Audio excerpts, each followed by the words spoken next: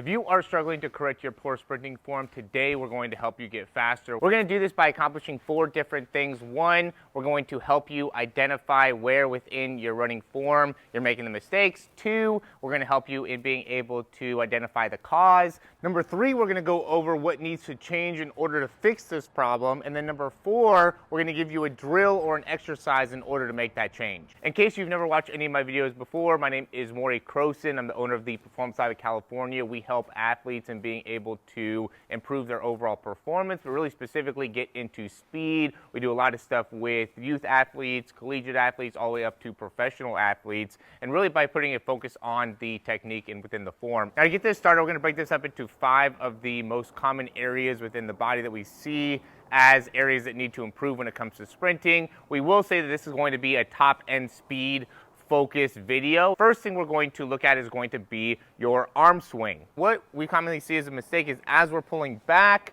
within the hands, we're just not getting as much range with the hand coming back behind, and then also some different things when it comes to crossing over, even height within the hand as you're coming through. And so the best ways to be able to fix this are really to be able to create a rhythm within your practice. Okay, so what I'll commonly see people that have a hard time with being able to get a good arm swing, you'll see an inability to connect the arms and the legs when doing things like A skips, B skips, bound, high knees. When you're doing those drills, it's a great opportunity for you to really isolate your arm swing to be able to help you improve. And you could just do something as simple as what I was just doing there, which is just stand and just work on being able to come straight forward and straight back within the arm. So if that is something that's really slowing you down, then just putting more practice into just specifically the arm swing is going to make a big improvement on how well you could run. Number 2 is going to be the leg cycle. There's a ton of different things we can get into within the leg cycle, but we're going to really isolate it into 2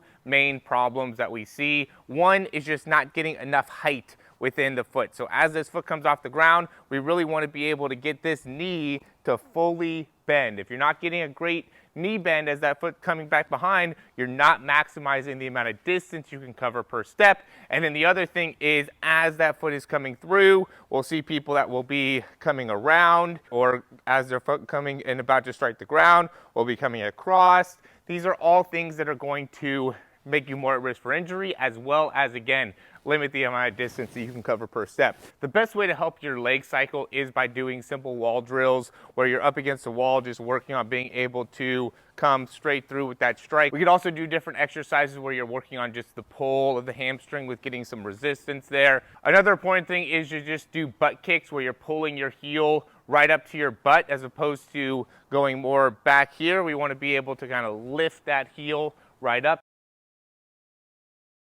Number 3 is going to be the foot strike. This is another one where there are so many things that we could talk about when it comes to the foot strike. So we're really going to keep it as short and sweet as possible. The main thing that we want to be able to understand when it comes to our foot hitting the ground is we want the foot to be coming more in to out. So we don't want to be landing on too much of the outside part of the foot. Our toe can be slightly facing out to the side, but we want to make sure that we're going and that foot is transitioning slightly outwards as it's striking and not inwards as it's striking. This will end up causing a lot more injury and will also limit how much force you could generate into the ground. And then when that foot is striking the ground, we want to be landing with that foot right underneath. Typically, people that struggle with the foot strike have either not properly gone through a great drive phase, or they end up not having a great transition, or their foot ends up getting too stuck behind, so they don't have the time to be able to get the foot in a position to properly strike the ground. Regardless, it is something that we can still work on to be able to train by doing things like A skips, B skips. Those are really important when it comes to foot strike. Also doing more single leg movements, single leg broad jumps, or even different types of plyometrics like depth jumps, things where you can really focus on being able to land and understand how you want to be striking the ground and how your foot interacts with the ground to make it so you could run faster and more effectively. Number 4 is going to be hip position. I say this because we see so many people that end up getting stuck with their hips back behind them as they're running, right? They struggle with being able to have as much of a knee drive, or just don't have great posture. They're kind of stuck in almost this like drive phase type of a positioning, as opposed to being able to get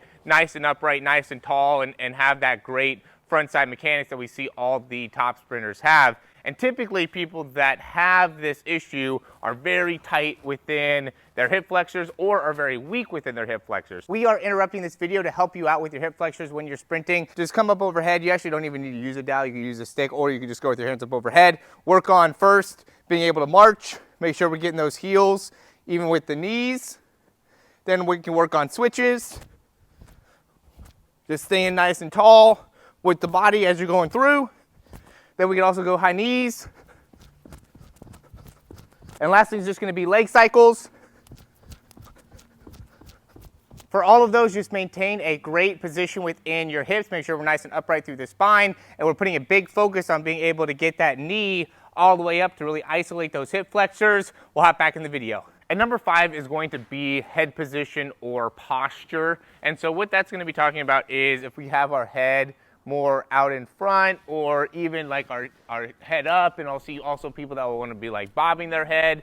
As soon as I bring my head out in front of me, you can see how that impacts my mid back and my ability to stay nice and tall. I want to keep not only my head back, but I also want to keep my chin back, so I'm not running like this or like this, because this is going to make it so I don't have the right type of range of motion through the arms, and also makes it so I am not able to have that good tall upright position. I'm naturally going to end up kind of coming forward, so now I'm going to have to shift my weight here, and this isn't where I can run fast. The big way to be able to fix this is going to be building up the muscles within the mid back, building up the muscles within the neck, just understanding that positioning isn't good. And then we could also, when doing some of the normal motions, like again, A skips, B skips, warming up, doing any type of tempo run, we want to really emphasize where our head position is, where our chin is, to make it so we can maximize the ability to run as fast as possible. If we are in a bad position when we're going through like a tempo run,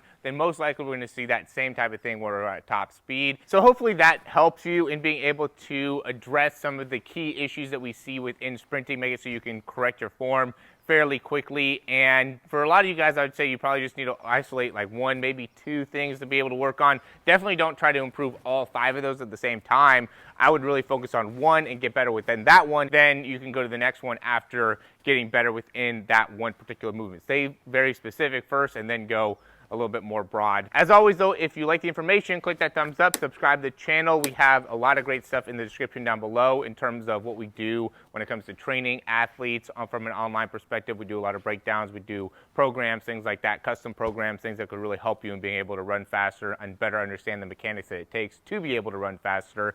Again, all that is in the description down below. If you have any comments or recommendations, we'd love to hear them. You can leave those down below, or you can send us an email. All of that is in the description.